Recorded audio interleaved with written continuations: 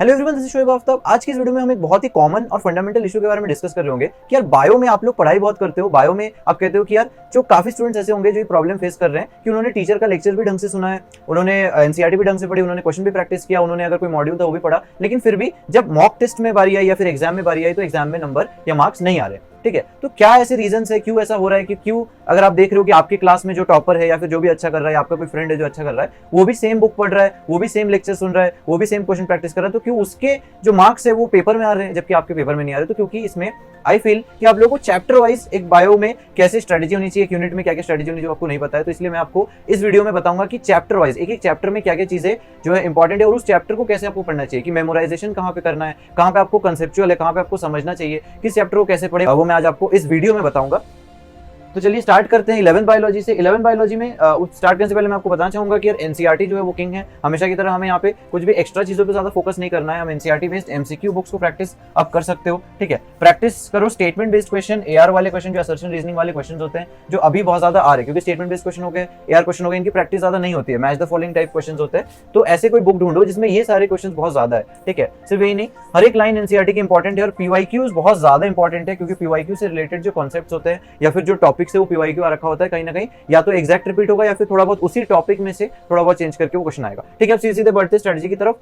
पहला जो यूनिट है diversity in the living world, ये बहुत ज्यादा थ्योरेटिकल है। ठीक है, अगर आप मेरे से पूछोगे कि कैसे इसको पढ़ना है तो मैं बोलूंगा कि इसमें नो डाउट सबको डिफिकल्टी आती है, क्योंकि सब चीजें याद करने के लिए ज्यादा है यहाँ पे, तो मेमोराइजेशन वाला पार्ट डेफिनेटली हाई होगा। तो यहाँ पे आपको तरीके बनाने पड़ेंगे, आप निमोनिक्स बना सकते हो, आप शॉर्ट नोट्स बना सकते हो, एग्जाम्पल्स को अलग से लिख सकते हो, कैसे भी करके आपको चीजें याद करनी पड़ेगी। लिविंग वर्ल्ड में जैसे अगर मैं बात करूँ, टैक्सोनॉमिक कैटेगरीज बहुत इंपॉर्टेंट है, बहुत सारा पार्ट अब कट आउट हो चुका है। टैक्सोनॉमिक कैटेगरी हायरार्की इंपॉर्टेंट है, binomial nomenclature, identification, nomenclature, classification, ये सब आपको बस बेसिक आइडिया होना चाहिए। पहले चैप्टर में इतना कुछ खास है नहीं याद करने लायक, जैसे पहले वो होता था टैक्सोनॉमिक, जैसे मोनोग्राफ, मैनुअल ये सब होते थे, की अलग से होता था, वो सब कुछ अब हटा दिया गया। ठीक है, अब सिर्फ टैक्सोनॉमिक कैटेगरीज तक ही दिया गया। बायोलॉजिकल क्लासिफिकेशन में बहुत ज्यादा याद करने को होता है, पर्टिकुलरली एग्जांपल्स याद करने को होते हैं। तो यहाँ पे मैं बोलूंगा यहाँ पे जो 5 किंगडम की जो टेबल है वो सबसे ज्यादा इंपॉर्टेंट है। टेबल के अंदर की जो चीजें जैसे प्रोटिस्टा हो गया, मोनेरा हो गया, फंजाई हो गया, उनके एग्जांपल्स, उसमें क्या क्या चीजें फंक्शंस वगैरह हो गए, उनसे क्या डिजीजेस होती है, ये सब आप याद कर सकते हो। ठीक है, तो जैसे प्लांट किंगडम में भी सेम, प्लांट किंगडम में बस ये है कि थोड़ा सा फिजियोलॉजी टाइप जो चीजें होती है, जैसे कि रिप्रोडक्शन कैसे चल रहा है, ठीक है, जैसे उसके अंदर फीचर्स क्या, इवोल्यूशनरली क्या चला है प्लांट किंगडम, जैसे पहले एल्गी, ठीक है, एल्गी के बाद ब्रायोफाइटा आया, तो वो जो पूरा रिप्रोडक्शन में ही मेनली चेंज आएगा। अगर आप इवोल्यूशनरी में देखोगे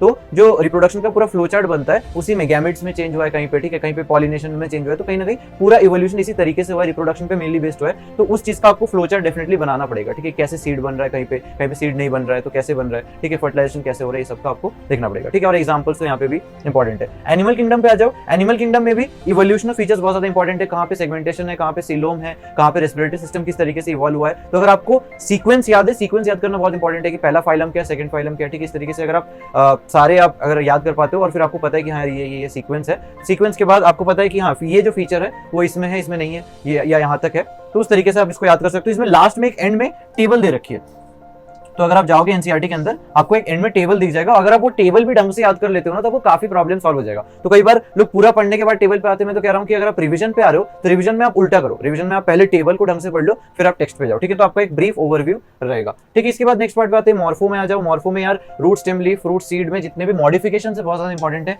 यहीं से क्वेश्चन बनते हैं मॉडिफिकेशन के एग्जाम्पल्स, और कई बार उन एग्जाम्पल्स को जस्टिफाई के लिए यूज भी बता दिया जाता है। वैसे तो मोस्टली याद करना है, बट कहीं पे अगर यूज दिया रहता है तो थोड़ा दिमाग में रिलेट हो जाता है और फिर आप उस चीज को इजीली याद कर सकते हो। ठीक है, फैमिली में आपसे एक ही फैमिली बची है सोलेनेसी, बाकी सबको हटा दिया गया है। ठीक है, एनाटॉमी में आ जाओ। एनाटॉमी में आपको क्या करना है, डाइकॉट वर्सेस मोनोकॉट पे पूरा खेल बेस्ड है। अगर आप एनाटॉमी में जाओगे सब कुछ आप देखना, रूट में भी डाइकॉट वर्सेस मोनोकॉट बताया गया है, स्टेम में डाइकॉट वर्सेस मोनोकॉट बताया गया है, लीफ में भी डाइकॉट वर्सेस मोनोकॉट बताया गया। ठीक है, टिश्यू सिस्टम का थोड़ा सा दे रखा है, सेकेंडरी ग्रोथ वाला जो टॉपिक था जो बहुत इंपॉर्टेंट था, इसमें से क्वेश्चन आते थे, अब वो भी हटा दिया गया। ठीक है, अब आते हैं स्ट्रक्चरल ऑर्गेनाइजेशन इन एनिमल्स में। इसमें पहले बहुत सारी चीजें होती थी, पूरा जो है टिश्यू सिस्टम समझाया जाता था, एपिथेलियल टिश्यू, कनेक्टिव टिश्यू, उनके मॉडिफिकेशन होते थे, सब हटा दिया गया। फ्रॉग है, तो फ्रॉग में क्या पढ़ना है, मॉर्फो पढ़ना है, एनाटॉमी पढ़ना है। एनाटॉमी के अंदर देखा जाए तो पर्टिकुलरली रिप्रोडक्टिव सिस्टम से जनरली क्वेश्चन आते हैं, क्योंकि वही थोड़ा सा कॉम्प्लिकेटेड होता है। बाकी जीआई सिस्टम से भी यहाँ पे क्वेश्चन बन सकता है। ठीक है, क्योंकि वहाँ पे उनका जो जीआई सिस्टम है हमसे काफी थोड़ा सा अलग है, तो वो चीज थोड़ा देख लेना है किस तरीके से मिड गट होता है, हाइंड गट होता है, उसके बीच में क्या क्या होते हैं, तो वहाँ पे वो जंक्शन वाली चीजें पूछी जाती है। ठीक है, तो बेसिकली अभी आगे बढ़ने से पहले यार मैं आपको बता दूं कि काफी लोग पूछते हैं कि ये तो चलो हो गया कि पढ़ना कैसे है, समझना कैसे, कंसेप्ट पे कहाँ फोकस करे, कहाँ पे कंसेप्चुअल दिमाग लगाए, कहाँ पे सीधे सीधे याद कर ले, कहाँ पे मेहनत करे याद करने पे, कहाँ पे मेहनत करे कॉन्सेप्ट को समझने पे। ये तो बेसिक हो गया, लेकिन क्वेश्चन प्रैक्टिस कहाँ से करे? तो क्वेश्चन प्रैक्टिस के लिए यार मैं बोलता हूँ, काफी स्टूडेंट पूछते हैं कि कोई मोबाइल ऐप है, क्योंकि हमारा काफी टाइम मोबाइल में जाता है तो कुछ ना कुछ प्रोडक्टिव भी कर ले, तो मोबाइल ऐप है डेफिनेटली। मेमोनीट ऐप जो है वो आप डाउनलोड कर सकते हैं। इस ऐप के खास फीचर्स क्या है यार कि यहाँ पे जो एनसीईआरटी होगी वो एनसीईआरटी की हर एक लाइन से यहाँ पे क्वेश्चन लिया गया है। सिर्फ आपको नॉर्मल एमसीक्यू जो वन वर्ड वाले आंसर होते हैं वही नहीं, यहाँ पे आपको जंबल वर्ड क्वेश्चन मिलेंगे, मैच द फॉलोइंग वाले क्वेश्चन मिलेंगे, जो मैंने स्टार्टिंग में एम्फोसिस किया था, एआर टाइप क्वेश्चन हो गए,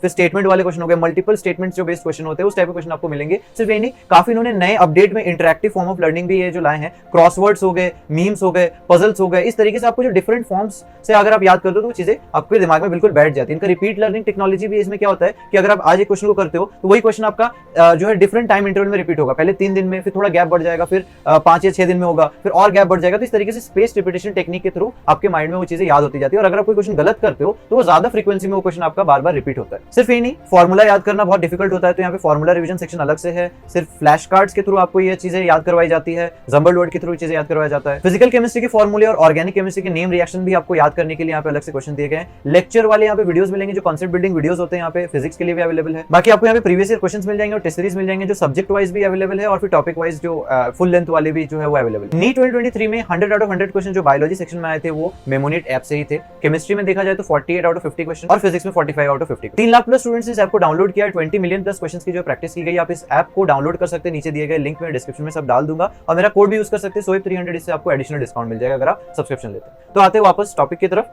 कि यार ये तो हो गया। उसके बाद हम आते हैं यार सेल पे। देखो सेल वाला जो पूरा टॉपिक है बहुत ज्यादा इंपॉर्टेंट हो रहा है। अगर आप ट्रेंड भी देखोगे, मैंने एक वीडियो बनाया था पहले कि कैसे अब थोड़ा शिफ्ट हो रहा है ट्रेंड, पहले प्लांट वगैरह जो ट्रेडिशनल बायोलॉजी थी उस पर ज्यादा आता था, बट अब इसमें से ज्यादा क्वेश्चन आते हैं। तो यहाँ पे देखो क्या इंपॉर्टेंट है सेल में, अगर देखा है तो ऑर्गेनेल्स ही सारे होते हैं, डेफिनेटली पूरा ऑर्गेनेल समझाया गया, डिफरेंट माइटोकॉन्ड्रिया हो गया, पेरोक्सिसोम हो गया, न्यूक्लियस हो गया। मतलब फीचर्स बहुत इंपॉर्टेंट है कि उसके अंदर क्या क्या खास फीचर है, उसके अंदर क्या क्या चीजें पाई जा रही है, और फंक्शंस। अगर आप इतना कर लेते हो तो काफी आपको बस बेसिक आउटलाइन पता होना चाहिए, ठीक है। ऑब्वियसली एनसीईआरटी की हर एक लाइन इंपॉर्टेंट है, लेकिन आपके माइंड में एक बेसिक आउटलाइन होना चाहिए कि हाँ ये ऑर्गेनेल है, ऑर्गेनेल के फंक्शंस थे, और ऑर्गेनेल में ये फीचर्स थे, ठीक है। बाकी आपको एक चीज डेफिनेटली हाईलाइट में आना चाहिए, प्रोकैरियोट वर्सेस यूकैरियोट में क्या क्या डिफरेंसेस है, और प्लांट वर्सेस एनिमल सेल में क्या क्या डिफरेंसेस है, ठीक है। बाकी अगर आप बायोमोलिक्यूल पढ़ना स्टार्ट करते हो तो मैं बोलूंगा हमेशा सेकेंडरी मेटाबोलाइट जो है वो बहुत इंपॉर्टेंट टॉपिक है। सेकेंडरी मेटाबोलाइट से हर साल ऑलमोस्ट क्वेश्चन आता है, अगर बायोमोलिक्यूल से आता है तो वो पहले पढ़ना वो चीज। फिर एंजाइम्स भी बहुत इंपॉर्टेंट है, एंजाइम्स में ग्राफ्स वगैरह देख लेना, ग्राफ से क्वेश्चन काफी हाई प्रोबेबिलिटी होती है। प्रोटीन्स हो गए, पॉलीसेक्राइड्स हो गए, न्यूक्लिक एसिड जो बाकी लास्ट में आप वो पार्ट कर सकते हो, उसमें भी टेबल्स जितने भी बने हुए हैं, जैसे अगर आप देखोगे एक रिसेप्टर का टेबल है जिसमें ग्लूट विद इंसुलिन, इस तरीके से एक टेबल बना हुआ है, तो वो टेबल भी आप कर सकते हो, ठीक है। वो टेबल बहुत इंपॉर्टेंट है। बाकी सेल साइकिल सेल डिवीजन में तो यार सिंपल है, काफी कंसेप्चुअल है पूरा, आप फेजेस पूरा पढ़ो, समझो कि किस तरीके से चीजें वर्क कर रही है, तो वो अपने आप याद हो जाता है क्योंकि आप पूरा प्रोसेस समझते हो। माइटोसिस वर्सेस मियोसिस के बस आप डिफरेंसेस देख लो, ठीक है। इसके बाद हम आते हैं यार प्लांट फिजियो पे। प्लांट फिजियो भी इन जनरल काफी समझने लायक है, लेकिन यहाँ पे काफी चीजें याद करने वाली भी है, मतलब ये एक काफी बैलेंस सा होता है। मतलब अगर आप समझोगे तो आपको अच्छा समझ आएगा, लेकिन चीजें याद नहीं रहती है लॉन्ग टर्म, तो आपको कहीं ना कहीं वो चीजें याद ही करनी पड़ेगी। जैसे फोटोसिंथेसिस में अगर मैं बात करूँ तो अर्ली एक्सपेरिमेंट डेफिनेटली पढ़ना, वहां से क्वेश्चन आते हैं, लोग थोड़ा इस पार्ट को इग्नोर कर देते हैं क्योंकि लोगों को लगता है कि नहीं ये प्रोसेस ढंग से पढ़ लेंगे तो हो जाएगा, ऐसा नहीं है। अर्ली एक्सपेरिमेंट पढ़ना है। बाकी लाइट रिएक्शन, डार्क रिएक्शन हो गए, उसमें आप फ्लो चार्ट्स बना लो, आपको याद करने में काफी जो है हेल्प होगा अगर आप फ्लो चार्ट बना लेते हो कि हाँ ऐसे ऐसे हो रहा है। बाकी C4 C3 का डिफरेंस पता होना चाहिए, और फैक्टर्स लास्ट में दिया हुआ है, वहां से भी क्वेश्चन आते हैं। रेस्पिरेशन में सेम चीज है, फ्लो चार्ट्स के थ्रू ग्लाइकोलिसिस कर लो, क्रेब साइकिल कर लो कि कैसे कैसे पूरा फ्लो चल रहा है। बाकी फर्मेंटेशन, एरोबिक रेस्पिरेशन में क्या डिफरेंस है, रेस्पिरेटरी क्वोशिएंट वगैरह पूछे जाते हैं, ठीक है। प्लांट ग्रोथ एंड डेवलपमेंट में वही जो अपने 5 PGR से आप उसके बारे में पढ़ लो, उसके फीचर क्या है, ठीक है, उससे क्या क्या होता है, वो कैसे आइसोलेट हुआ था, ये भी पार्ट थोड़ा सा इंपॉर्टेंट होता है, ठीक है। तो वहीं से मेनली क्वेश्चन आते हैं। बाकी डायग्राम्स जो ग्रोथ और डेवलपमेंट वाली थोड़ी बहुत चीजें हैं वो आप देख लेना, ठीक है। अब लास्ट सेक्शन पे आ जाओ, 11th के लास्ट सेक्शन में क्या है, देखो breathing and exchange of gases, body fluid, ये जो पूरा ह्यूमन फिजियो वाला सेक्शन है। तो इसमें पहला chapter breathing and exchange of gases इतना सिंपल है, ये हमारे टीचर ने सिर्फ 5 या 6 डायग्राम्स में पूरा चैप्टर खत्म करवा दिया था। अगर आप टेक्स्ट भी पढ़ोगे तो आपको समझ आ जाएगा कि अगर आपको डायग्राम या फिजियोलॉजी या अगर आप विजुअलाइज कर पा रहे हो, समझ पा रहे हो कि कैसी चीजें वर्क कर रही है, तो आप सिर्फ डायग्राम्स के थ्रू ये पूरा चैप्टर पढ़ सकते हो, ठीक है। बस लास्ट में डिसऑर्डर्स कर लेना। डिसऑर्डर्स वैसे भी सबके इंपॉर्टेंट है और क्वेश्चंस भी काफी हद तक आते हैं। बॉडी फ्लूइड्स एंड सर्कुलेशन में भी जो लास्ट में दिया हुआ है, हार्ट अटैक, एंजाइना, ठीक है, तो ये सब यहाँ पे डिसऑर्डर्स जरूर पढ़ लेना, ठीक है। सबके कहीं के भी डिसऑर्डर्स, जैसे एंडोक्राइन में भी अगर आप केमिकल कोऑर्डिनेशन में भी डिसऑर्डर्स पढ़ते हो तो एक्सेस में क्या डिसऑर्डर होता है, डेफिशिएंसी में क्या डिसऑर्डर होता है, ये सब आपको काफी इंपॉर्टेंट होता है, ठीक है। ग्लैंड हार्मोन हो गया, ठीक है। बाकी एक्सक्रीशन में तो वही है जो प्रोसेसेस, अल्ट्रा फिल्ट्रेशन हो गया, रीअब्जॉर्प्शन हो गया, नेफ्रॉन के जो डिफरेंट पार्ट्स है उसमें के क्या फंक्शन है आपको वो पता होना चाहिए। उसमें वही जो कंसंट्रेशन कैसे होता है डिसेंडिंग लूप में, असेंडिंग लूप में, वो आपको पढ़ना है, ठीक है। लोकोमोशन मूवमेंट काफी सिंपल है। सार्कोमियर का जो डायग्राम है उसमें से काफी बार क्वेश्चन आते हैं, तो सार्कोमियर को, उसके कॉन्ट्रैक्शन को आप ढंग से समझ लेना एकदम, ठीक है। उसमें जेड लाइन क्या है, एच बैंड बैंड क्या है, वो बैंड्स वगैरह, ठीक है। तो आई वाला पार्ट, ए वाला पार्ट, ठीक है, तो वो सब कुछ समझ लेना, बाकी पूरा मैकेनिज्म समझना। और ये थोड़ा सा स्केलेटल वाला जो पोर्शन है, उसके बाद मसल के बाद जो स्केलेटल वाला पोर्शन थोड़ा मेमोराइजेशन वाला है, कौन से बोन से कितने बोन से, ठीक है, रिब्स कितने हैं, वर्टिब्रे कितने, वो सब आपको थोड़ा सा याद करना पड़ेगा, ठीक है। बाकी न्यूरल कंट्रोल एंड कोऑर्डिनेशन में तो मैं कहूंगा स्टिक टू एनसीईआरटी, क्योंकि यहाँ पे अगर आप पढ़ने जाओगे तो पढ़ने को बहुत कुछ है। अगर आप कोई मॉड्यूल उठा के देखोगे तो इतनी डिटेल में चीजें दी हुई है कि आप उस चीज को पढ़ने का कोई सेंस नहीं। इसमें से सेंस ऑर्गन वगैरह भी अब सब हटा दिया गया, तो यहाँ पे सिंपल जितना एनसीईआरटी में अगर आप उतना ढंग से कर लेते हो, उसमें बेस्ट क्वेश्चन प्रैक्टिस कर लेते हो ढंग से, तो आपका मोर देन इनफ है। तो यार वीडियो काफी लेंदी हो रही थी, तो इसलिए मैंने सोचा है कि 11th का ही आज के वीडियो में बताऊंगा। अगले वीडियो में डेफिनेटली मैं आपको 12th के भी चैप्टर वाइज स्ट्रेटेजी आपके लिए लाऊंगा। सो यार अगर वीडियो को अच्छा लगे तो लाइक करो और कमेंट्स में जरूर बताना कि क्या मुझे 12th का भी लाना चाहिए। अगर वीडियो में अच्छा रिस्पॉन्स रहा तो मैं 12th के लिए भी ले आऊंगा, अगर नहीं रहा तो ठीक है, डेफिनेटली हम लोग इस चीज को जज कर लेंगे कि क्या इसकी रिक्वायरमेंट है नहीं। तो मिलते हैं अगले वीडियो में, लाइक शेयर सब्सक्राइब जरूर करना, तब तक के लिए बाय बाय।